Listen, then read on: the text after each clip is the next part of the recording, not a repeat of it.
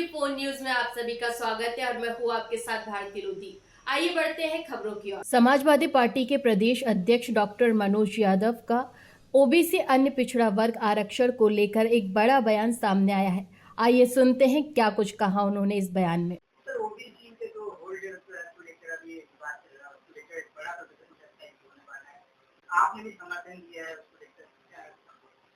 धन्यवाद पत्रकार बंधु, आपने बहुत अच्छी बात उठाई है क्योंकि मध्य प्रदेश में देश की आजादी के बाद मंडल कमीशन भी लागू हुआ पूरे देश में, लेकिन यहाँ पे पिछड़े वर्ग की अनदेखी दोनों सरकारों ने की, चाहे भाजपा की सरकार रही हो या कांग्रेस की सरकार रही हो। आज तक पिछड़े वर्ग के लोगों को न्याय नहीं मिला है। कमलनाथ जी ने घोषणा की थी लेकिन उसको अटका दिया गया। तो मध्य प्रदेश में जो पिछड़े वर्ग का आरक्षण आज भी 14% है, 13% जो आरक्षण है वो आज भी लागू नहीं हुआ है। जो वर्तमान में भारतीय जनता पार्टी की लगभग 21 साल से सरकार है और ये सरकार हमेशा पिछड़े वर्ग के नाम पे एक मुख्यमंत्री दे देती है और उसके अलावा पिछड़े वर्ग के सारे हक अधिकार को खा जाती है।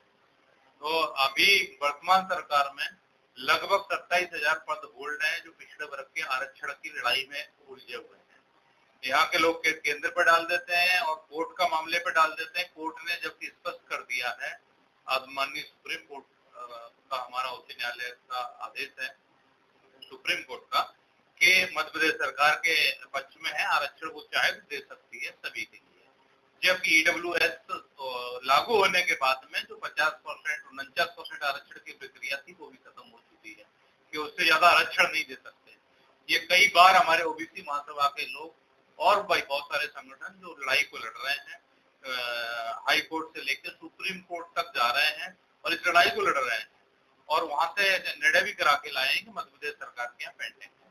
लेकिन आज जो वर्तमान की सरकार है, यहाँ के मुख्यमंत्री मोहन यादव जी, इनसे भी मुलाकात कर चुके हैं ओबीसी महासभा के लोग, लेकिन सरकार के कान पे जू तक नहीं रेंग रही है।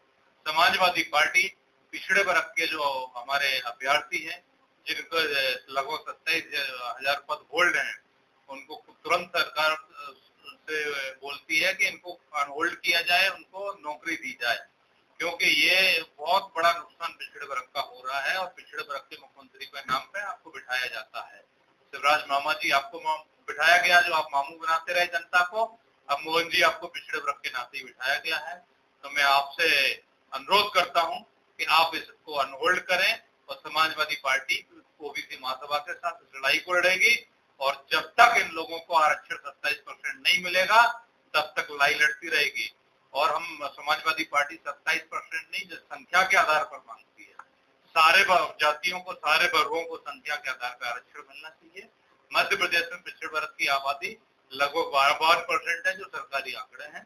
तो समाजवादी पार्टी आगे मांग करेगी, पहले 27% मिले, उसके बाद 52% की मांग करेगी, क्योंकि यहाँ की भ्रष्टाचारी सरकार है जो पिछड़े वर्ग के साथ हमेशा नए मुख्यमंत्री बिठा के अन्याय करती आई है। इसके खिलाफ लड़ाई को लड़ेगी।